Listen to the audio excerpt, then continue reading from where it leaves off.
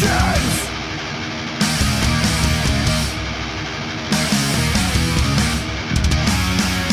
Get to the chopper. It's the only way out. Get to the chopper. Get to the chopper. Get to the chopper. Get to the chopper. Get to the chopper. Get to the chopper. Back again with yet another alien. And yes, Ripley is back.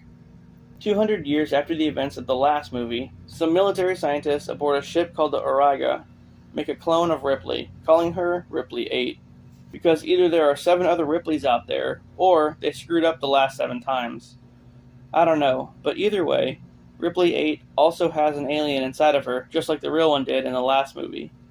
So the scientists take it out for further study. But that's not all. Because the clone had the alien inside of her, the DNA pretty much combined, giving Ripley 8 super strength and agility, and also her blood is acid, just like the Xenomorphs.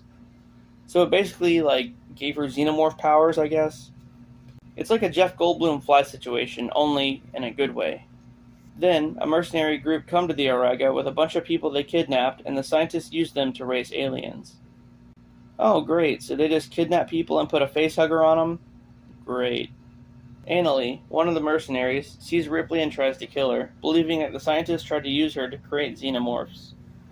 But just then, a batch of aliens escape containment and kill a bunch of the crew, damaging the Auriga in the process.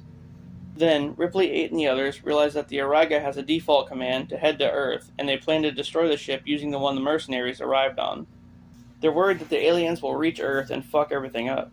But I don't really think that's an issue. They've had many ships drifting to Earth over the past few movies, and they never made it there. So I think we're pretty safe.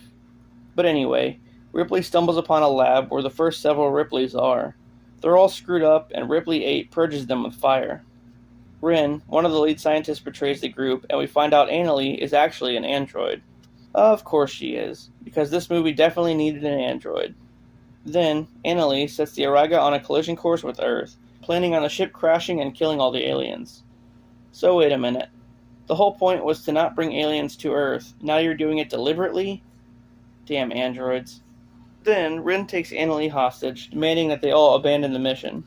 One of the captive humans, Purvis, has an alien in his chest, and he pushes Rin's head down onto his chest just as an alien bursts through it, killing them both.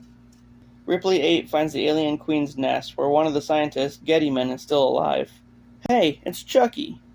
Just like how Ripley has Xenomorph DNA, the Queen also shares Ripley's. So the Queen actually has a uterus and gives birth to a humanoid Xenomorph. It's pretty fucking crazy looking. So, Ripley has Xenomorph traits and the Queen has Ripley traits. Wonderful. Anyway, the hybrid kills the Queen and Brad Dourif, buying Ripley 8 enough time to get out of there. The hybrid follows her back to the ship, and Ripley 8 lures the alien over to a window and uses her acidic blood to melt a hole in it. Suddenly, the hybrid starts to get sucked through a tiny hole in the glass. It's a brutal death. Pretty much turns it into mush. And you almost kind of feel bad for it, but yeah.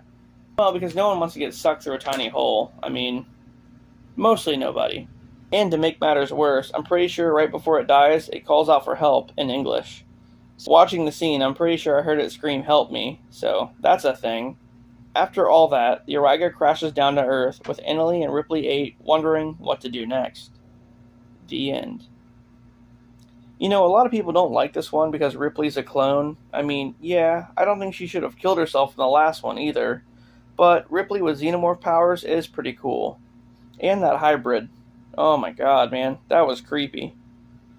And the way it died was just awful. I mean, you almost feel bad for it, but yeah, almost.